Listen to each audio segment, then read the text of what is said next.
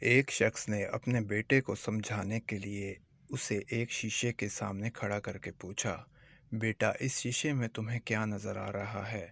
بیٹے نے جواب دیا، ابا جان دوسری طرف کے لوگ نظر آ رہے ہیں۔ پھر باپ نے اسے آئینے کے سامنے کھڑا کیا اور پوچھا، اب کیا نظر آ رہا ہے؟ بیٹے نے جواب دیا، ابا جان اب مجھے اپنا چہرہ نظر آ رہا ہے۔ باپ نے کہا، دیکھو بیٹا، یہ دونوں ہی شیشے ہیں، ایک پر چاندی کا پرت چڑھا ہوا ہے اور اس میں تمہیں اپنا چہرہ نظر آ رہا ہے، اور دوسرے پر کچھ نہیں چڑھا تو اس میں سے تمہیں دوسرے لوگ نظر آ رہے ہیں۔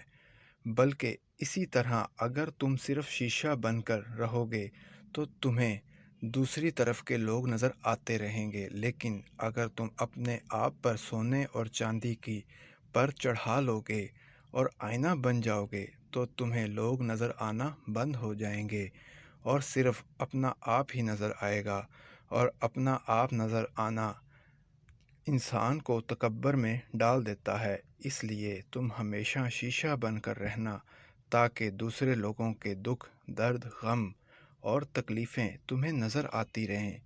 مزید احادیث واقعات سننے کے لیے ہمارے چینل کو سبسکرائب کریں اور بیل آئیکن کا بٹن ضرور پریس کریں۔